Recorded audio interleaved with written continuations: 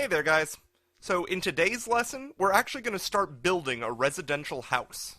So if you have a dream house already in mind, I want you to spend a couple of minutes just thinking about it. What sorts of rooms you would have, how you want it to be set up. This lesson is going to cover the walls, doors, and windows, because how you start the project is really important. Now, as you remember, I've got my levels right there in the project browser, and then the properties window, which has all the various properties of our project and its pieces. So I'll have different levels and different floors. So what I'm going to do right now is go into an elevation. To do that here, I'm just going to go ahead and click on one of the elevation marks. So I'll go ahead and click into that triangle, and that will bring up the elevation view. And so I'm going to go ahead and make a basement. So I'm going to make it 10 feet down. Now remember, you can just select the level that you want, hit CC for copy, and then it'll ask you what point you want to move from and what point you want to move to. Or you can always go up to the top of the screen and hit the copy button. That'll show you how to copy something through the display. But regardless how you do it, I'm going to copy this up. Alright, and I will bring it up like this. Now, one thing you might notice, and we'll go over this in more detail in the later lessons, but some of these icons are actually black. Meanwhile, others are blue, and the ones that were listed in black aren't listed under the project browser. If you want to access those floors, one thing you can do is go up to the View tab and click on the Plan Views button. Then if you click on Floor Plan, you'll see level 3 and 4 listed. So if you hold Shift or hold Control and click on both, and then go ahead and click on OK, it'll open up those views. And once you do that, it'll show up in your floor plan view under the project browser.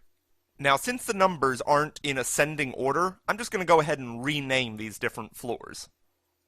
So you can name your own floors whatever you want. This is just the way that I like to go about naming my floors so I can keep track of things.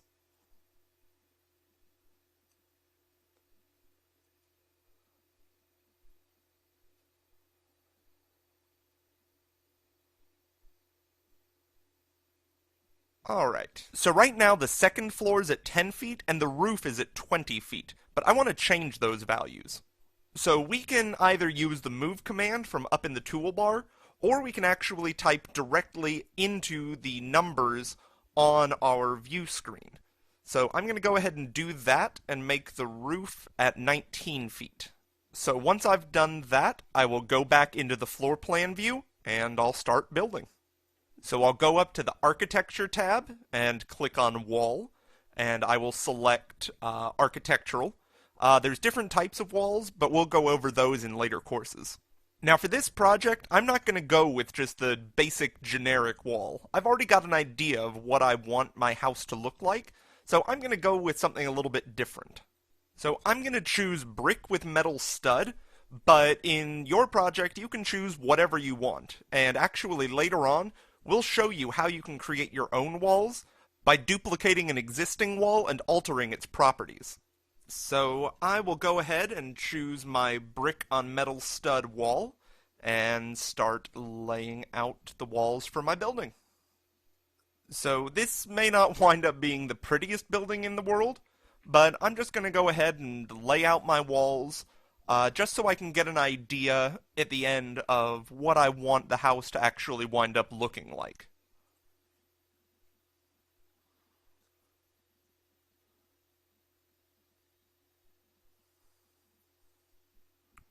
Alright, so I'll go ahead and close it off, and now I will go over and select my interior partitions. So I'm just going to start laying them out, just so we can have separate distinct rooms.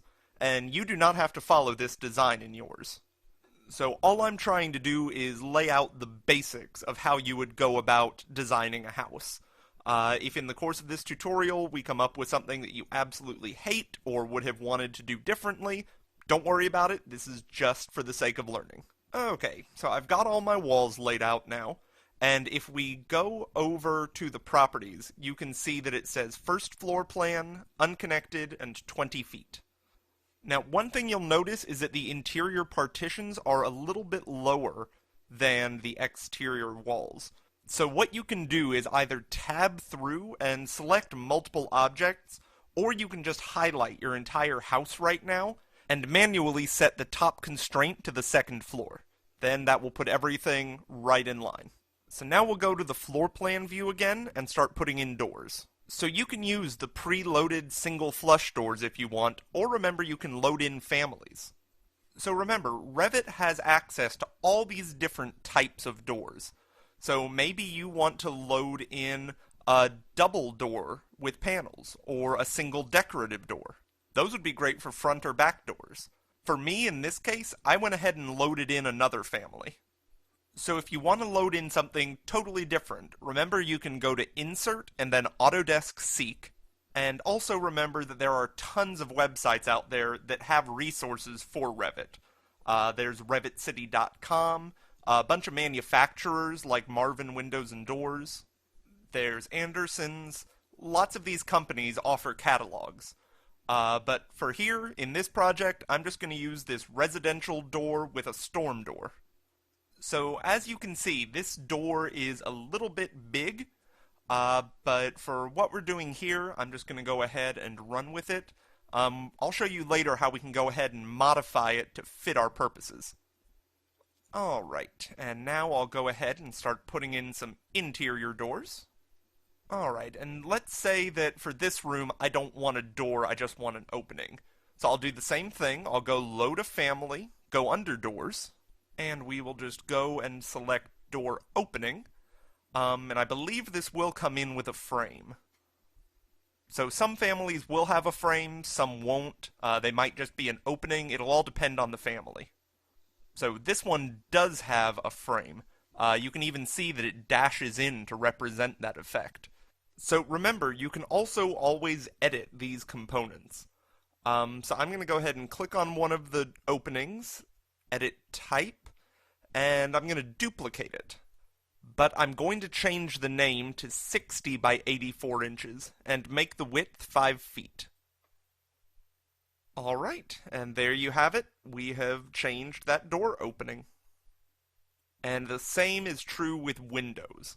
So I'm going to go ahead and load in another family. So instead of using the pre-existing Revit catalog, I went ahead and downloaded one to my desktop, Miller Window 4035. So I got this one from Revit City. You can choose all sorts of different types. I really like Revit City because where Autodesk Seek is geared more towards manufacturers, Revit City is good for just regular components, and you can always go in and edit them to adjust them to your needs.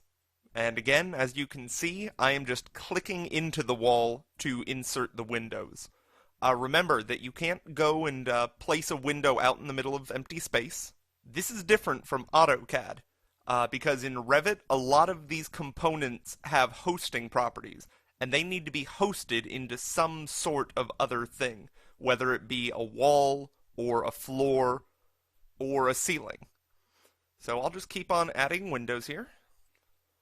Alright, so what I'm going to wind up doing here is I'm going to get this first floor all tidied up, and then I'm going to go ahead and add a second floor. And so at that point I'll have my doors inserted, my windows inserted, and I might shrink the design down a little bit as well. So head on over to the next course, and we will get started on the foundations and roofs.